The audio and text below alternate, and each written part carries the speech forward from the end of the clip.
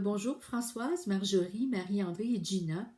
J'ai choisi de vous faire une rétroaction orale pour le deuxième travail.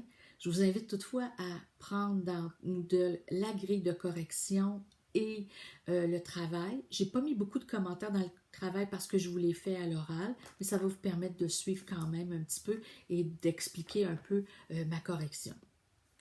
Alors, on y va.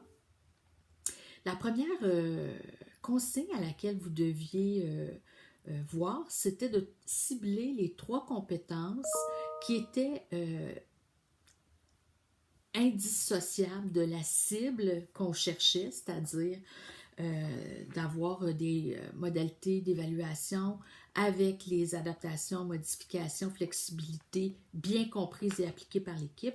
Alors, vous avez bien ciblé les 3 compétences et vous êtes allé même plus loin en allant mettre les dimensions de la compétence qui était sollicitée. Alors, ça vous a valu évidemment le maximum des points. Vous aviez ensuite à faire un petit échantillonnage de données sur le climat scolaire et sur les courants pédagogiques. Du côté du climat scolaire, vous avez bien repéré les aspects du climat scolaire qui touchaient la collaboration, notamment les conflits entre les gens, les relations interpersonnelles, etc. Vous avez été quand même capable de bien repérer les données qui étaient importantes au chapitre du climat scolaire. Au niveau des croyances, vous avez énoncé des croyances, vous ne les avez pas nécessairement attachées avec le courant pédagogique auquel ces croyances-là sont associées. Ça pourrait être intéressant de le faire dans une perspective d'être encore plus complet dans l'analyse. Ensuite, vous aviez à identifier les profils individuels. Alors là, vous avez vraiment choisi des beaux personnages, je dirais, qui étaient quand même pour certains assez caractériels. Alors, vous êtes allé sans problème du côté de Vénus identifier que c'était une retardataire. Vous n'avez pas écrit cependant le cadran auquel ça correspondait, mais par contre, les mesures que vous avez mises en place étaient les bonnes. Ensuite, vous avez parlé de Hercule. Hercule, je vous pose la question, est-ce que c'est vraiment quelqu'un de motivé, Hercule? Est-ce qu'il est vraiment compétent? On ne le sait pas trop. Il n'est pas un retardataire comme Vénus, mais j'aurais le goût de vous dire que sur le plan de la motivation, c'est pas certain. Quand on n'est pas capable de l'affirmer, des fois, c'est pas si présent que ça.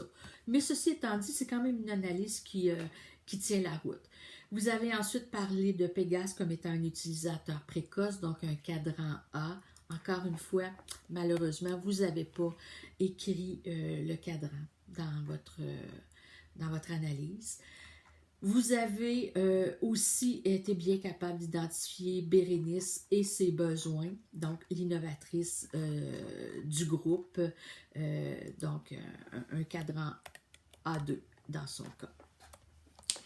Donc, ce que ça fait, c'est que ça vous a pénalisé un petit peu, mais je suis allée presque aux confins là, du A là-dedans, dans cette mesure-là. Du côté de l'équipe, vous avez été vraiment associé des comportements, du moins je l'espère, et non pas des individus. Ça, c'est très important de ne pas associer le stade d'équipe à l'individu, mais bien au comportement qui s'en dégage.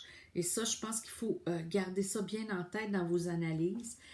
Si vous aviez fait le même travail dans les relations interpersonnelles, je pense que vous seriez arrivé à un constat différent. Quand on voit qu'il y a de l'exaspération, des gens qui se regardent par-dessus l'épaule, des gens qui veulent régler des comptes, je pense qu'on ne peut pas parler de relations interpersonnelles qui sont neutres et polies. On parle davantage ici de relations interpersonnelles conflictuelles. Et qu'est-ce qui fait la différence entre le stade 1 et le stade 2? C'est justement la présence de conflits. Alors, vous les avez nécessairement ignorés dans vos mesures d'accompagnement du groupe. Donc, à ce niveau-là, vous avez perdu des points importants. Maintenant, vous aviez ensuite à déterminer comment vous alliez accompagner cette équipe-là. Donc, au chapitre des rencontres individuelles, je pense que vous avez bien ciblé les individus et ce qu'il y avait à travailler avec chacun d'eux. Vous avez quand même pris le temps de rencontrer la conseillère pédagogique pour faire le plan d'action. Ça aurait été intéressant que vous y alliez un petit peu plus loin là-dedans, mais bon, c'est quand même, vous l'avez gardé en tête.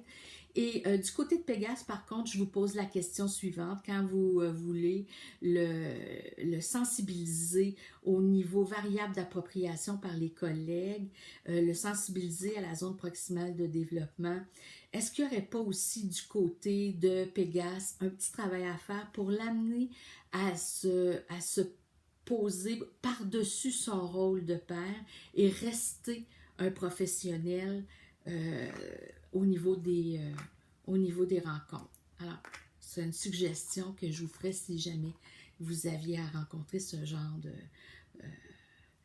de personnages dans vos équipes. Vous avez ensuite très bien, je dois le dire, là, vous avez de façon excellente ficelé l'ensemble de la rencontre. C'est bien amené, bien proposé. Les choses sont bien campées, vous avez réinvesti le besoin de cette équipe-là qui est d'être hyper encadrée, même dans votre début de rencontre qui n'est pas là, mais dans votre préparation, d'envoyer la rencontre avec l'ordre du jour, avec la liste de matériel, de le faire une semaine avant la rencontre. On sent que ce que vous êtes en train de mettre en place, c'est la structure qui va vraisemblablement convenir à une équipe comme celle-là. Alors, en conclusion, vous avez fait un excellent travail et on aura l'occasion d'en reparler ensemble si vous avez des questions lors de notre cours de la semaine prochaine. Bon week-end!